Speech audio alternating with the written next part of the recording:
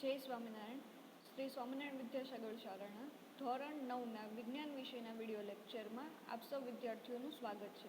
આપણે જોઈ રહ્યા છીએ પહેલો પાઠ આપણી આસપાસમાં દ્રવ્ય, જેમાં આપણે છેલ્લે જોયું હતું પદાર્થ એટલે કે દ્રવ્યની જુદી જુદી અવસ્થાઓ પર તાપમાનના ફેરફારની શું અસર થાય છે, જેમાં આપણે ઉત્કલન બિંદુ, ગલનગુપ્ત ઉષ્મા વગેરે વિશે વાત કરી હતી. આજે આપણે જોવાનું છે બાષ્પીભવન ગુપ્ત ઉષ્મા, જે ઉત્કલન બિંદુ સાથે સંકળાયેલી છે. તો ફરીથી આપણે રિવાઇઝ કરી લઈએ કે ઉત્કલન બિંદુ એટલે શું. ઉત્કલન બિંદુ એટલે કે એક વાતાવરણ દબાણે જે તાપમાને પ્રવાહી ઉકળવા લાગે તે તાપમાનને પ્રવાહીનું ઉત્કલન બિંદુ કહેવામાં આવે છે, અને તેની સાથે સંકળાયેલી છે બાષ્પીભવન ગુપ્ત ઉષ્મા. તો આપણે બાષ્પીભવન ગુપ્ત ઉષ્મા વિશે આજે વાત કરવાની છે. તો શું તમે બાષ્પીભવન ગુપ્ત ઉષ્માને વ્યાખ્યાયિત કરી શકો છો? જે રીતે આપણે ગલનગુપ્ત ઉષ્માને વ્યાખ્યાયિત કરી હતી તે જ રીતે બાષ્પીભવન ગુપ્ત ઉષ્માને વ્યાખ્યાયિત કરવાની છે. ગલન બિંદુ સાથે સંકળાયેલી ગલનગુપ્ત ઉષ્મા છે એને આપણે વ્યાખ્યાયિત કરી હતી. તો એ આપણે ગલનગુપ્ત ઉષ્મા ફરીથી જોઈએ અને એના ઉપરથી બાષ્પીભવન ગુપ્ત ઉષ્માને આપણે વ્યાખ્યાયિત કરવાની છે.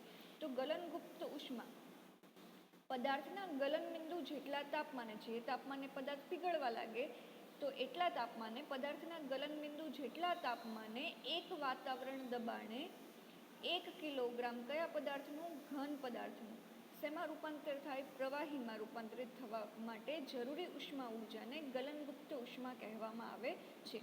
હવે સેમ આના ઉપરથી આપણે ગલનગુપ્ત ઉષ્માની આ જે વ્યાખ્યા છે એના ઉપરથી આપણે બાષ્પીભવન ગુપ્ત ઉષ્મા, કઈ ઉષ્મા? બાષ્પીભવન ગુપ્ત ઉષ્મા છે એને વ્યાખ્યાયિત કરવાની છે. તો આપણે ગલનગુપ્ત ઉષ્માની વ્યાખ્યા છે એને નજરમાં રાખવાની છે અને એના આધારે બાષ્પીભવન ગુપ્ત ઉષ્મા વ્યાખ્યાયિત કરવાની. એક વ્યાખ્યા આવડી જાય એટલે બીજી ઓટોમેટિક આપણને આવડી જાય છે. તો બાષ્પીભવન ગુપ્ત ઉષ્મા છે એને શું આપણે એના માટે વ્યાખ્યા કઈ રીતે આપીશું? તો પદાર્થના અહીંયા શું આપેલું છે? ગલન બિંદુ જેટલા તાપમાને ગલનગુપ્ત ઉષ્મા છે માટે આપણે બાષ્પીભવન ગુપ્ત ઉષ્માની વાત કરીએ છીએ એટલે પદાર્થના ઉત્કલન બિંદુ જેટલા તાપમાને, ગલન બિંદુ છે એની જગ્યાએ શું આવશે? ઉત્કલન બિંદુ જેટલા તાપમાને એક વાતાવરણ દબાણે 1 કિલોગ્રામ, અહીંયા ઘન પદાર્થ છે એની બદલે આવશે પ્રવાહી પદાર્થ, અને અહીંયા પ્રવાહી અવસ્થા છે તો અહીંયા આવશે વાયુ અવસ્થા. તો પદાર્થના ઉત્કલન બિંદુ જેટલા તાપમાને એક વાતાવરણ દબાણે 1 કિલોગ્રામ પ્રવાહી પદાર્થને વાયુ અવસ્થામાં રૂપાંતરિત કરવા માટે જરૂરી ઉષ્મા ઉર્જાને બાષ્પીભવન ગુપ્ત ઉષ્મા કહેવામાં આવે છે. ફરીથી ગલનગુપ્ત ઉષ્મા છે એની આધારે આપણે બાષ્પીભવન ગુપ્ત ઉષ્માની વ્યાખ્યા આપતા હોઈએ તો ત્યારે અહીંયા ગલન બિંદુ છે એના બદલે આવશે ઉત્કલન બિંદુ. આપણે બાષ્પીભવનમાં પ્રવાહીને આપણે વાયુમાં રૂપાંતરિત કરીએ છીએ, જ્યારે ગલનગુપ્ત ઉષ્મામાં ઘનને આપણે પ્રવાહીમાં રૂપાંતરિત કરીએ છીએ. તો પદાર્થના ઉત્કલન બિંદુ જેટલા તાપમાને એક વાતાવરણ દબાણે 1 કિલોગ્રામ પ્રવાહી પદાર્થને વાયુ અવસ્થામાં રૂપાંતરિત કરવા માટે જરૂરી ઉષ્મા ઉર્જાને બાષ્પીભવન ગુપ્ત ઉષ્મા કહેવામાં આવે છે. તો આથી આપણી બાષ્પીભવન ગુપ્ત ઉષ્માની વ્યાખ્યા. 373 કેલ્વિન તાપમાને, અને એને ડિગ્રી સેલ્સિયસમાં કેવું હોય તો 100 ડિગ્રી સેલ્સિયસ. ફરીથી આપણે આગળ જોયું હતું કે કેલ્વિનમાંથી આપણે સેલ્સિયસમાં ફેરવવું હોય, કેલ્વિનમાંથી આપણે સેલ્સિયસમાં ફેરવવું હોય તો જેટલા કેલ્વિન આપેલા હોય એમાંથી આપણે 273 બાદ કરવા પડે. કેટલા? 273 બાદ કરવા પડે. કેલ્વિનમાંથી સેલ્સિયસમાં જવા માટે જેટલા કેલ્વિન આપેલા છે એમાંથી આપણે 273 બાદ કરવા પડે. અને ઊંધું, સેલ્સિયસમાંથી આપણે કેલ્વિનમાં જવું હોય તો આપણે 273 ઉમેરવા પડે. હવે અહીંયા જુઓ 373 કેલ્વિન આપેલું છે, એને ડિગ્રી સેલ્સિયસમાં ફેરવે તો કેટલા આવે? 100 ડિગ્રી સેલ્સિયસ. કઈ રીતે? 373 હતા એમાંથી આપણે કેટલા બાદ કર્યા? 273 બાદ કર્યા તો કેટલા આવ્યા? 100. આ શું આવ્યું? 100 ડિગ્રી સેલ્સિયસ. કેટલા આવ્યા? 100 ડિગ્રી સેલ્સિયસ. તો 373 કેલ્વિન તાપમાને પાણીની બાષ્પ એટલે કે વરાળના કણોમાં તે જ તાપમાને પાણીના કણો કરતાં વધુ ઉર્જા હોય છે. મતલબ કે વરાળના જે કણો છે એમાં વધારે ઉર્જા હોય છે. એટલે જ મિત્રો ઘણી વખત છે ને આપણે પાણી, ગરમ પાણી હોય એની કરતાં ગરમ પાણીની વરાળથી વધુ દાઝી જઈએ છીએ. પાણી ગરમ કરવા મૂકેલું હોય તો આપણે પાણીની અંદર હાથ નાખીએ તો આપણે દાઝતા નથી, કદાચ થોડુંક ગરમ હોય તો, પણ એની જે વરાળ નીકળતી હોય અને આપણે વરાળને એકદમ આપણે એની ઉપર હાથ નાખીએ તો દાઝી જઈએ છીએ. તો એનું કારણ શું છે કે વરાળના કણોમાં એ જ તાપમાને પાણીના કણો કરતાં વધુ ઉર્જા હોય છે. આવું શા કારણે થાય છે? આવું એટલા માટે થાય છે કે વરાળના કણો છે એ બાષ્પીભવન ગુપ્ત ઉષ્માના રૂપમાં વધારાની ઉર્જાને શોષી લે છે. તો મિત્રો આપણને એક માર્ક્સમાં એવું પૂછાઈ શકે કે ગરમ પાણી કરતાં તેની વરાળથી વધુ દાઝી જઈએ છીએ કેમ? કારણ કે વરાળના કણો બાષ્પીભવન ગુપ્ત ઉષ્માના રૂપમાં વધારાની ઉર્જાને શોષી લે છે. હવે મિત્રો અહીંયા જો એક નાનકડો ડાયાગ્રામ આપણને આપેલો છે જે શું બતાવે છે કે દ્રવ્યની અલગ અલગ અવસ્થાઓ પર તાપમાનના ફેરફારની શું અસર થાય છે. એટલે તાપમાન બદલતા પદાર્થનું એક અવસ્થામાંથી બીજી અવસ્થામાં આ મુજબ રૂપાંતરણ થાય છે. એટલે ઘન અવસ્થા છે અહીંયા, એને આપણે ઉષ્મા આપીએ એટલે એને ગરમ કરીએ, તાપમાન વધ્યું તેનું પ્રવાહીમાં રૂપાંતર થયું. પ્રવાહી અવસ્થાને વધારે તાપમાન આપ્યું, વધારે ઉષ્મા આપી, તેનું વાયુ અવસ્થામાં રૂપાંતર થયું. હવે રિવર્સ એટલે કે ઊંધી પ્રોસેસ, વાયુ અવસ્થા છે એને આપણે ઠંડુ પાડ્યું, વાયુ જે છે વરાળ છે એને આપણે ઠંડી પાડી, તો ઠંડી પડીને શેમાં રૂપાંતર પામી? પ્રવાહીમાં રૂપાંતર પામી. અને પ્રવાહીને ઠંડુ પડતા તે ઘન અવસ્થામાં રૂપાંતરિત થાય છે. એટલે આથી તાપમાનના ફેરફારની અસર દર્શાવતો એક ડાયાગ્રામ છે. તેથી એમ કહી શકાય કે તાપમાન બદલીને પદાર્થની એક અવસ્થામાંથી બીજી અવસ્થામાં રૂપાંતરિત કરી શકાય છે. આપણે શીખ્યા કે પદાર્થને ગરમ કરતાં તેની અવસ્થા બદલાય છે. ગરમ કરવાથી પદાર્થ ઘનમાંથી પ્રવાહી અને પ્રવાહીમાંથી વાયુ એટલે કે બાષ્પમાં રૂપાંતરિત થઈ જાય છે. પરંતુ કેટલાક એવા પદાર્થો છે કે જે પ્રવાહી અવસ્થામાં રૂપાંતરિત થયા વિના, ઘણા પદાર્થો એવા છે જે આપણે એને ગરમ કરીએ એટલે પ્રવાહીમાં રૂપાંતરિત થયા વિના ગરમી મળતા ઘન અવસ્થામાંથી સીધા જ વાયુ અવસ્થામાં રૂપાંતર થાય છે અને ઠંડા પડતા પાછા વાયુ અવસ્થાને ઠંડો પાડ્યો એટલે પાછા પ્રવાહીમાં આવવું જોઈએ, એને બદલે પાછા ઘન અવસ્થામાં રૂપાંતરિત થઈ જાય છે. ફરીથી તાપમાન આપણે આપીએ, ગરમ કરીએ પદાર્થને તો ઘન હોય શેમાં ફેરવાય? પ્રવાહીમાં. પ્રવાહી હોય તે વાયુમાં ફેરવાય. પણ ઘણા બધા પદાર્થો એવા છે જે પ્રવાહી અવસ્થામાં રૂપાંતરિત થયા વિના, એટલે કે આપણે એને ગરમ કરીએ તો પહેલાં પ્રવાહીમાં રૂપાંતરિત થવું જોઈએ, પણ પ્રવાહી અવસ્થામાં રૂપાંતરિત થયા વિના એને જે તાપમાન મળે છે, જે ગરમી મળે છે એના આધારે તે ઘન અવસ્થામાંથી સીધા વાયુ અવસ્થામાં રૂપાંતરિત થઈ જાય છે. અને એ વાયુને આપણે ઠંડો પાડીએ એટલે પાછા પ્રવાહીમાં આવવાના બદલે તેઓ સીધા ઘન અવસ્થામાં રૂપાંતરિત થઈ જાય છે. તો આવા પદાર્થોને કહેવામાં આવે છે ઉદ્ધ્વપાતી પદાર્થો. કેવા પદાર્થો? ઉદ્ધ્વપાતી પદાર્થો, એટલે કે પદાર્થનું ઉદ્ધ્વપાતન અથવા તો ઉદ્ધ્વપાતી પદાર્થો. હવે આ પદાર્થના ઉદ્ધ્વપાતનની જે ઘટના છે એને આપણે પ્રવૃત્તિ મારફતે સમજવાની છે. તો પ્રવૃત્તિ 1.13 આપેલું છે. 1.13 બતાવે છે કે ઉદ્ધ્વપાતન પામતા પદાર્થનો અભ્યાસ કરવો. આ પ્રવૃત્તિનો હેતુ શું છે? ઉદ્ધ્વપાતન પામતા પદાર્થનો અભ્યાસ કરવો. કઈ રીતે ઉદ્ધ્વપાતનની ઘટના જોવા મળે છે તે આપણે જોવાનું છે. તો પ્રવૃત્તિમાં કીધેલું છે કે થોડું કપૂર અથવા તો એમોનિયમ ક્લોરાઇડ, જેને સાદી ભાષામાં આપણે નવસાર તરીકે પણ ઓળખીએ છીએ, તે લેવાનું છે. કાં તો થોડું કપૂર લેવાનું અથવા તો એમોનિયમ ક્લોરાઇડ લેવાનું છે. તેનો બારીક ભૂકો કરીને તેને ચાઇના ડીશમાં મૂકવાનું છે. આકૃતિમાં આપણને બતાવેલું છે. બર્નર મૂકેલું છે, એની ઉપર એક ટીપોય મૂકેલી છે, એની ઉપર એક ચાઇના ડીશ મૂકેલી છે અને એની અંદર કપૂરનો અથવા તો એમોનિયમ ક્લોરાઇડનો ભૂકો લીધેલો છે. હવે કાચની ગળણીને ઊંધી કરીને આ ચાઇના ડીશ ઉપર મૂકેલી છે. તો આપણે કાચની ગળણીને ઊંધી જોઈ શકીએ છીએ. આ ગળણીના છેડે આકૃતિમાં બતાવ્યા મુજબ રૂનું પૂમડું અહીંયા લગાવેલું છે. કેમ? કારણ કે આપણે જ્યારે પદાર્થને ગરમ કરશું તો એની જે વરાળ નીકળશે તે બહાર જતી ન રહે, તે માટે આપણે એને વરાળને એકત્રિત કરવાની છે, કે જે વાયુ ઉત્પન્ન થાય તેને એકત્રિત કરવાનો છે. હવે તેને ધીરે ધીરે ગરમ કરો અને ધ્યાનથી અવલોકન કરો. ઉપયુક્ત પ્રવૃત્તિ દ્વારા તમે કયા નિષ્કર્ષ પર આવ્યા? તો આપણે જ્યારે ધીરે ધીરે એમોનિયમ ક્લોરાઇડ અથવા કપૂરને ગરમ કરીએ છીએ તો તેનું ઘન પદાર્થ છે, કપૂર અને એમોનિયમ ક્લોરાઇડ ઘન પદાર્થ એટલે ભૂકો કરીને લીધેલો છે, તેનું રૂપાંતર પહેલાં શેમાં થવું જોઈએ? પ્રવાહીમાં થવું જોઈએ, પણ એવું થતું નથી. શું થાય છે? આપણે એને ગરમ કરીએ છીએ તો સીધો તે વાયુમાં રૂપાંતરિત થઈ જાય છે. માટે મિત્રો અહીંયા આપણે એક ગળણી મૂકીને ઉપર રૂનું કુમળું લગાવેલું છે, એટલે કે આપણે એને ગરમ કરીએ છીએ તો પ્રવાહીમાં રૂપાંતરિત થયા વગર તે સીધો વાયુ અવસ્થામાં રૂપાંતરિત થઈ જાય છે. મિત્રો આ પ્રવૃત્તિ આપણે ઘરે પણ કરી શકીએ છીએ, અને ઘણી વખત આપણા ઘરમાં પૂજા કે એવું કંઈ થતું હોય છે તો આપણે જો કપૂરને સળગાવીએ તો કપૂર છે એ આપણને ખ્યાલ છે કે ઘન પદાર્થ છે, પણ એનું પ્રવાહીમાં રૂપાંતર થતું નથી. કપૂરને જેવો સળગાવીએ છીએ તરત એમાંથી વાયુ બહાર નીકળે છે. તો આ પ્રવૃત્તિ દ્વારા કયા નિષ્કર્ષ પર આવીએ છીએ કે પ્રવાહી અવસ્થામાં રૂપાંતરિત થયા વિના ગરમ કરતાં ઘન અવસ્થામાંથી સીધું શેમાં જ રૂપાંતર થઈ જાય છે? વાયુ અવસ્થામાં રૂપાંતર થઈ જાય છે. કઈ અવસ્થામાંથી? ઘનમાંથી સીધું વાયુમાં રૂપાંતર થઈ જાય છે. તેમજ જો આપણે વાયુ છે જે આપણે કપૂર સળગાવીએ છીએ અને જો આપણે આ ગળણી મૂકેલી એની જેમ જ કોઈ વાસણ મૂકીને એને આપણે એકત્રિત કરી લઈએ એ વાયુને અને તેને ઠંડુ પાડીએ તો ફરીથી પાછું તે ઘન અવસ્થામાં આવી જાય છે. એટલે કે બંને રિવર્સ પ્રક્રિયા થઈ. ઘનમાંથી શેમાં ફેરવાઈ ગયું? સીધું વાયુમાં ફેરવાઈ ગયું, અને ઠંડુ પાડીએ એટલે ફરી પાછું ઘનમાં આવી ગયું છે. તો આ રૂપાંતર થવાની પ્રક્રિયા અથવા તો તેનાથી વિરુદ્ધની જે પ્રક્રિયા છે એને આપણે કહીશું ઉદ્ધ્વપાતનની પ્રક્રિયા, જેને ઇંગ્લિશમાં સબ્લિમેશન તરીકે ઓળખવામાં આવે છે. તો ઉદ્ધ્વપાતન એટલે શું?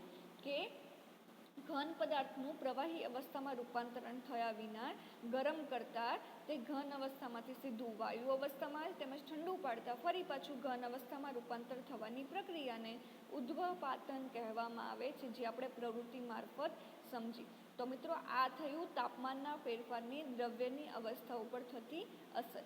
હવે આપણે જોવાનું છે દબાણના ફેરફારની દ્રવ્યની અવસ્થા ઉપર શું ફેરફાર થાય છે. દબાણનો કારણે દ્રવ્યની અલગ અલગ અવસ્થા ઘન, પ્રવાહી અને વાયુમાં કેવું પરિવર્તન આવે છે તે જોવાનું છે આપણે. તો સૌથી પહેલાં આપણે જોઈએ કે વાયુનું દબાણ એટલે શું? દબાણના ફેરફારની અસર. તો વાયુનું દબાણ એટલે શું?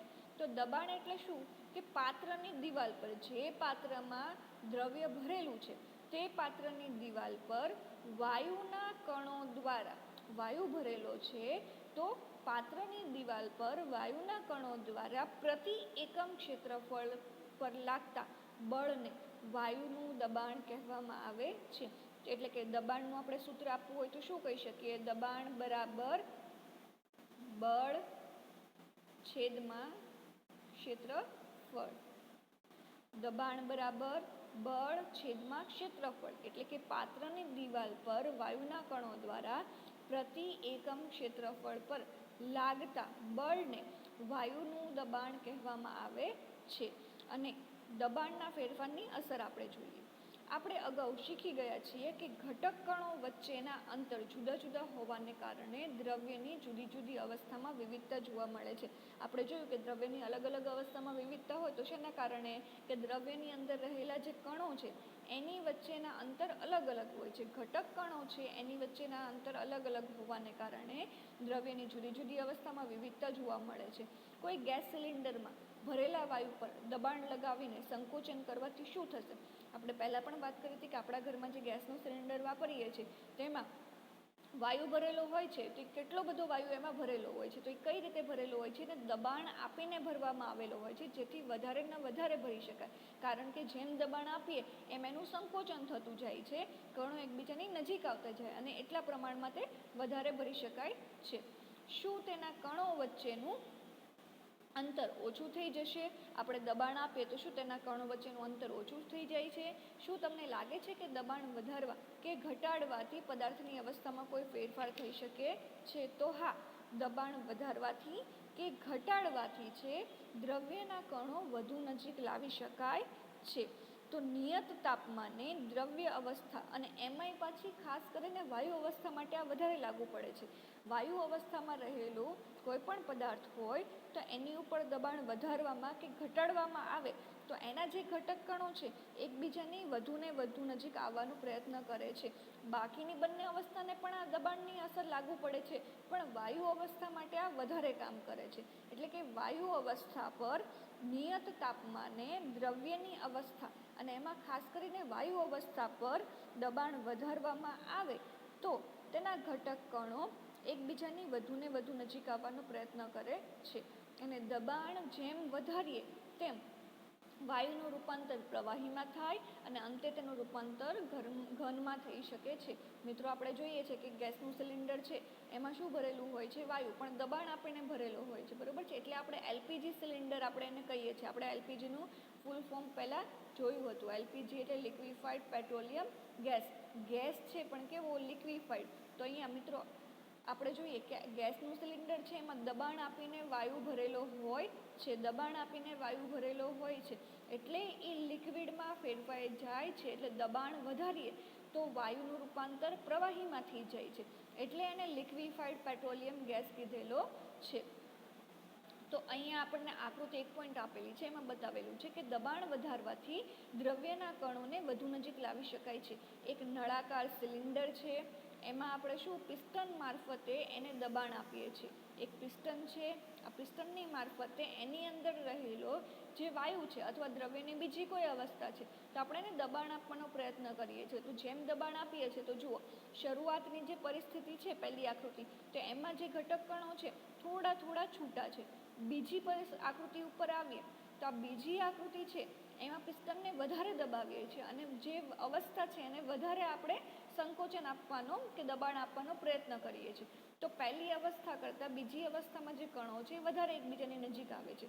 ત્રીજી અવસ્થામાં આપણે એનાથી પણ વધારે દબાણ આપીએ છીએ તો જે ઘટક કણો છે એકબીજાની એકદમ નજીક આવી જાય છે. તો એનો મતલબ શું થયો? દબાણ વધારવાથી દ્રવ્યના જે ઘટક કણો છે એને એકબીજાની નજીક લાવી શકાય છે અને ત્રીજી સ્થિતિમાં એકબીજાની સૌથી નજીક હશે. તો દબાણ વધારવાથી અને તાપમાન ઘટવાથી વાયુનું પ્રવાહીમાં પરિવર્તન થઈ શકે છે.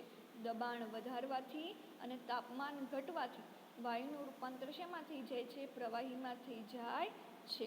તો અહીં આપણને પૂછાઈ શકે કે વાયુનું પ્રવાહીકરણ એટલે શું?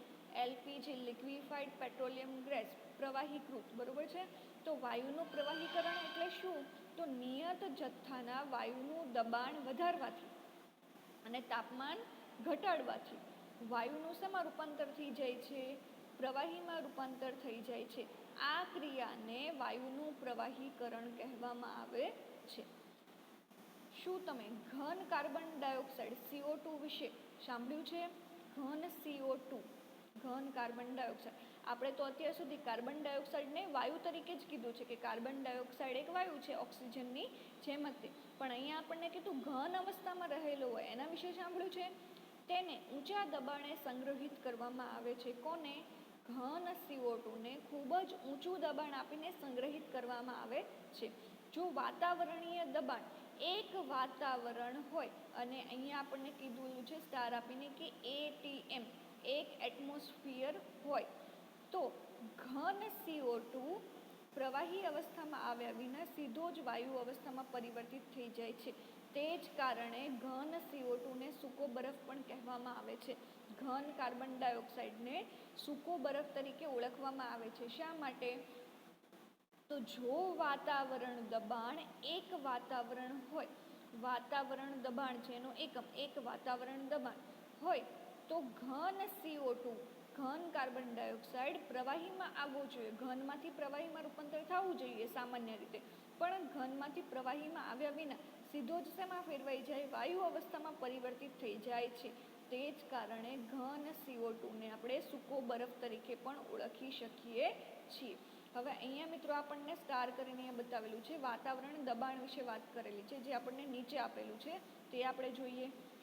તો વાયુનું દબાણ માપવા માટે એક વાતાવરણ, આ એનો એકમ છે. વાયુનું દબાણ માપવા માટેનો એકમ કયો એકમ છે? એક વાતાવરણ, જેને ATM તરીકે પણ ઓળખવામાં આવે છે. સ્મોલ ATM વાયુનું દબાણ માપવા માટેનો એકમ ખાલી જગ્યા છે તો એકમ વાતાવરણ છે. દબાણનો SI એકમ, અહીંયા આપણને શું કીધું, આ વાયુનું દબાણ માપવા માટે ખાલી દબાણ કીધેલું હોય તો દબાણનો SI એકમ શું છે, પાસ્કલ છે. એને લખાય PA. ફરીથી કહું છું કે આ દબાણ છે એનો SI એકમ પાસ્કલ છે, પણ વાયુનું દબાણ આપણને કીધેલું હોય, વાયુ અવસ્થાનું દબાણ માપવા માટેનો એકમ વાતાવરણ છે. હવે એક ATM, એક એકમ વાતાવરણ બરાબર કેટલા પાસ્કલ, 1.01 × 10⁵ પાસ્કલ. પાસ્કલ શું છે, દબાણનો SI એકમ, જેની સંજ્ઞા છે PA. એક એકમ વાતાવરણ એટલે એક ATM એટલે એક વાતાવરણ એકમ બરાબર કેટલા પાસ્કલ, 1.01 × 10⁵ PA એટલે પાસ્કલ. વાતાવરણમાંના હવાના દબાણને વાતાવરણીય દબાણ કહેવામાં આવે છે. આપણી આસપાસનું જે પણ વાતાવરણ છે એમાં જે હવાનું દબાણ છે એને વાતાવરણીય દબાણ કહેવામાં આવે છે. દરિયાની સપાટી પર વાતાવરણીય દબાણ એક વાતાવરણ છે અને સામાન્ય રીતે તેને વાતાવરણીય દબાણ કહેવામાં આવે છે. તો ખાલી દબાણ પૂછ્યું હોય, દબાણનો SI એકમ તો પાસ્કલ, અને વાયુનું દબાણ માપવા માટેનો એકમ તો એક વાતાવરણ, જેને આપણે સ્મોલ ATM મારફતે દર્શાવી શકીએ છીએ. તો આ રીતે આપણે કહી શકીએ છીએ કે પદાર્થની અવસ્થા એટલે કે ઘન, પ્રવાહી અને વાયુ દબાણ અને તાપમાન દ્વારા નક્કી થાય છે. એટલે દબાણ અને તાપમાનની ફેરફારની અસરને કારણે દ્રવ્યની ત્રણેય અવસ્થાનું એકબીજામાં રૂપાંતર થાય છે. તો અહીંયા નીચે આપણને મિત્રો એક ડાયાગ્રામ આખો આપેલો છે. આ ડાયાગ્રામ શું બતાવે છે કે ત્રણેય અવસ્થામાં દ્રવ્યનું આંતરિક રૂપાંતરણ. તો આપણને 2 ગુણમાં એવો પ્રશ્ન પૂછી શકે કે દ્રવ્યની ત્રણેય અવસ્થાઓનું આંતરિક રૂપાંતરણ જણાવો. દ્રવ્યની ત્રણેય અવસ્થાનું આંતરિક રૂપાંતરણ જણાવો. આપણને આવો પ્રશ્ન 2 માર્ક્સમાં પૂછાઈ શકે. તો આપણે શું કરવું પડે, આખો જે ડાયાગ્રામ, આખી જે આકૃતિ છે તે દોરવી પડે. તો આપણે આ પ્રશ્નોનો જવાબ આપીએ કે દ્રવ્યની ત્રણેય અવસ્થાનું આંતરિક રૂપાંતર કઈ રીતે થાય છે. તો પદાર્થની અવસ્થા, કેટલી અવસ્થા પદાર્થની, 3, ઘન, પ્રવાહી અને વાયુ. તો દબાણ અને તાપમાન દ્વારા નક્કી થાય છે. અને ત્યારબાદ આપણે આ ડાયાગ્રામ દોરવો પડે. ડાયાગ્રામ એટલે કે આકૃતિને સમજીએ તો આ ઘન અવસ્થા છે એને આપણે ગલન એટલે કે આપણે એને તાપમાન આપીએ એટલે ઘન અવસ્થા છે એ ઓગળવા માંડે એટલે એનું ગલન થવા માંડે અને શેમાં ફેરવાઈ જાય, પ્રવાહીમાં ફેરવાઈ જાય. પ્રવાહીને હજુ ગરમ કરીએ આપણે તો હજુ ગરમ કરતાં એનું બાષ્પીભવન થઈને શેમાં ફેરવાય છે, વાયુમાં ફેરવાઈ જાય છે. એટલે આ જે તીરની નિશાની છે આ બતાવેલી છે. તો ઘનમાંથી પ્રવાહી, પ્રવાહીમાંથી વાયુમાં ફેરવાય છે. હવે રિવર્સ પ્રોસેસ આપેલી છે આપણને કે વાયુ અવસ્થા છે એના ઉદ્ધ્વપાતન દ્વારા શેમાં ફેરવાઈ જાય, ઘનમાં ફેરવાય છે. અને ઘનને આપણે ઠારીએ, બરોબર છે, ધનને આપણે છે પ્રવાહી છે એને આપણે ઠારીએ તો એનું રૂપાંતર શેમાં થાય છે, ઘનમાં થાય છે. વાયુ છે એના સંઘનન દ્વારા એનું રૂપાંતર પ્રવાહીમાં થાય. સંઘનન એટલે ભેગું થવું. વાયુ છે, વાયુને આપણે સંઘનન કરીએ તો એનું રૂપાંતર પ્રવાહીમાં થઈ જાય છે. તો આ થયું દ્રવ્યની ત્રણેય અવસ્થાઓનું આંતરિક રૂપાંતરણ.